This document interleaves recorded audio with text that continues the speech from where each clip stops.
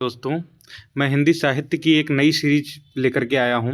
काफ़ी बच्चों को यूपीएससी से रिलेटेड हिंदी साहित्य से बहुत परेशानी हो रही है। मैं 4 से 5 छोटे-छोटे वीडियो में आपको साहित्य का कोई भी कोना बाकी नहीं रखूँगा। ऐसी कोई रचना नहीं रहेगी जिसको हम ट्रिक के माध्यम से आपको याद ना करवा दें। तो उन रचनाओं को ही सिर्फ आप ट्रिक के माध्यम से 2-1 बार वीडियो को कोलरेट करके और अपना नोट्स बना लीजिए। उसके बाद आपकी सभी साहित्य से रिलेटेड समस्याएँ दूर हो जाएँगी। आपका 95% क्वेश्चन यहीं से फँस जाएगा, पीजीटी लेवल तक का भी। तो वीडियो में हमारे साथ बने रहिए। पहले आपको हम दिखाई दे रहे हैं कि हिंदी साहित्य के इतिहास को 6 बराबर भागों में बांटा गया है। तो ये 1850 से आज तक के वर्तमान समय तक बांटा गया है। तो इसको याद रखने की एक ट्रिक हम आपको बता दे रहे हैं।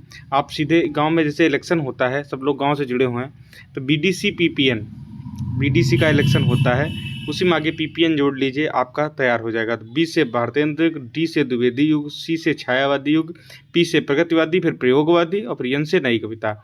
ये आपको क्रम से याद रखने हैं। अगर कभी भी आ जाए तो आप क्रम ना भूलें कि कौन सा युग पहले आया, कौन सा बाद में आया। तो ये आपको याद करना जरूरी था। इसके बाद अब चलते हैं आगे रचनाओं और रचनाकारों की तरफ। सबसे प्राचीन समय में जाएंगे तो सबसे पहला नाम याद आता है राजा शिव प्रसाद सितारे हिंद। शिव प्रसाद सिंह, इनको सितारे हिंद की भी उपाधि दी गई थी, तो इनको आप याद रखना है। ये 1845 ईस्वी में ये बनारस से संबंधित थे, तो राजा शिव प्रसाद सिंह। तो यहाँ बनारस में एक बनारस अखबार चलता है, उसके संचालक थे। तो ये बहुत इंपॉर्टेंट है, याद कर लीजिए अपने आप। बनारस से संबंधित थे, इतना याद होना चाहिए। तो इससे बनारस अखबार से इनको जोड़ सकते हैं। और गोविंद नारायण इस अखबार के जो थे संपादक थे। तो कभी ये भी क्वेश्चन पूछ लिया गया है, कई बार पूछा गया है, तो ये आप याद रखिएगा, ठीक है। अब इनकी रचनाओं पे आते हैं। तो इनकी रचना है एक राजा भोज का सपना। तो आप सीधे सीधे रचना को कैसे याद करेंगे? बनारस के भी राजा भोज हुए हैं, एक राजा बनारस के शिव प्रसाद सिंह हुए हैं, तो सीधे किसकी हो गई? शिव प्रसाद सिंह की हो गई, कोई दिक्कत। फिर दूसरा आता है बैताल पचीसी। आपने बैताल पचीसी नाटक देखा हो, तो बैताल की जो किससे मतलब किसको कहानियाँ बैताल सुनाता था? राजा विक्रम को, राजा विक्रमादित्य को। तो यहाँ से राजा से क्या याद आ जाएगा आपको? राजा शिव प्रसाद सिंह, ठीक। तीसरी है आलसियों का कोड़ा। अब आलसियों का कोड़ा वाली जो है, तो अगर कोई आलसी व्यक्ति होगा, काम धंधा नहीं करेगा, तो उसको क्या राजा क्या सजा देंगे कि इसको कोड़ा मारो? तो आलसियों का कोड़ा राजा सजा देंगे ना, तो राजा शिव प्रसाद सिंह की हो गई। तो यानी कि तीनों रचनाएं आपकी याद हो गई। आप सिर्फ वीडियो में एक बार बने रहिए। एक बार वीडियो देखने के बाद अगले बार से आप जैसे इसको नोट्स बना के रख लेंगे, आपको देखना स्वयं याद हो जाएंगी। दूसरे सबसे ज़्यादा इनका नाम प्रचलित आता है राजा लक्ष्मण सिंह। इनकी कोई रचना नहीं फेमस है, क्योंकि इन्होंने कोई ऐसी बड़ी रचना नहीं की। बस इनका एक समाचार पत्र कभी कभी पूछ लिया जाता है, प्रजा हितैषी। तो प्रजा का हितैषी कौन होगा? सबसे ज़्यादा कौन प्रजा की हितैषी कौन होगा? राजा ही तो होगा। तो उसको राजा लक्ष्मण सिंह कैसे याद रखेंगे?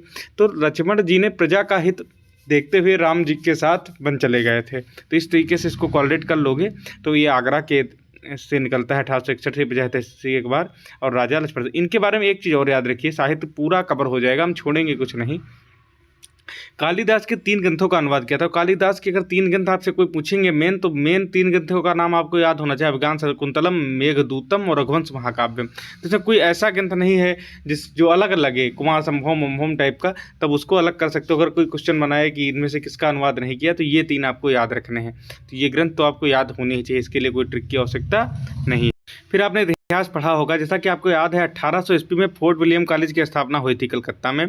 तो उसी के फोर्ट विलियम कॉलेज के कुछ मुंशी थे, एक लल्लू लाल, एक सदल मिश्र। तो इन्होंने 2 रचनाएं की। यह रचनाएं आपको तो याद ही होंगी, लेकिन मैंने पूरा साहित्य पढ़ाने को कहा, तो इसलिए इसको छोड़ा नहीं है। लल्लू लाल की प्रेम सागर और सदल मिश्रा की नासिकेतोपाख्यान। इसके लिए ट्रिक बनाने की जरूरत हमने नहीं समझी, क्योंकि ये आपको याद होनी ही चाहिए अगर साहित्य पढ़ रहे हैं। इसके बाद इस फोर्ट विलियम कॉलेज से इतर हट करके 2 लोग और उस समय फेमस हुए, एक मुंशी सदा सुखलाल और मुंशी ईसाउल्लाह खां। तो इनकी रानी केत की कहानी के लिए भी कोई ट्रिक की ज़रूरत नहीं है, इसके लिए कोई ट्रिक की आवश्यकता नहीं है। और दूसरी मुंशी सदा सुखलाल की सदा सुखलाल से सुख सागर आप सीधे कोलरेट कर सकते हैं, इसके लिए ट्रिक की आवश्यकता नहीं है। बस आपको यहाँ पर ध्यान क्या रखना है, नियाज। ये काफ़ी बार क्वेश्चन पूछा गया है कि मुंशी सदा सुखलाल का कौन सी उपाधि दी गई थी? तो नियाज की उपाधि इनको दी गई थी। चलिए फिर आगे बढ़ते हैं। इसके बाद जैसा कि आपको बताया था, पहला युग था भारतेंद्र युग। तो भारतेंद्र युग को लेकर के हम आपको बता रहे हैं कि ये 1850 से 1900 ईस्वी तक चला। तो इसके बारे में दो जानकारी आपको होनी चाहिए। डॉक्टर नागेंद्र ने इसे पुनर्जागरण काल कहा है तथा डॉक्टर रामविलास शर्मा ने इसे नवजागरण काल कहा है। ठीक है, तो ये दो जानकारियाँ आपको होनी चाहिए साहित्य पढ़ते समय। फिर इसमें सबसे बड़े कवि का नाम आता है भारतेंद्र हरिश्चंद्र। तो इनके द्वारा 3 पत्रिकाएँ संपादित की गई जो आपको जवान पर रटी होनी चाहिए। तो पहली पत्रिका तो हरिश्चंद्र मैगजीन, आप इनके नाम से ही तुरंत कॉलरेट कर लेंगे।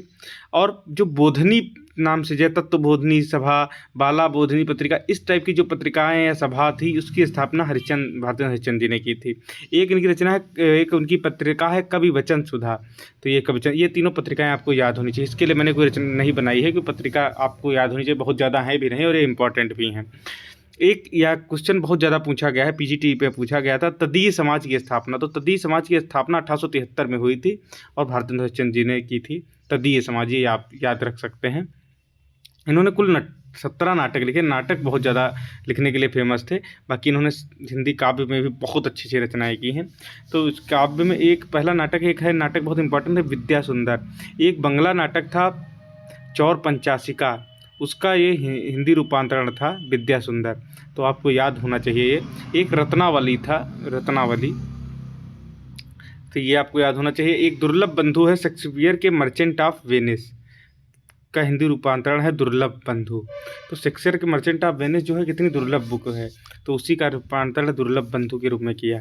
तो ये तो हो गई। तो एक रचना इनकी है वैदिक हिंसा हिंसा ना भवत, भारत दुर्दशा आपको पता होनी चाहिए, नील देवी आपको पता होनी चाहिए, सत्य हरिश्चंद्र आपको पता होनी चाहिए, अंधेर नगरी आपको पता होनी चाहिए। एक इनका इंपॉर्टेंट सती प्रताप, ये अपूर्ण रहा।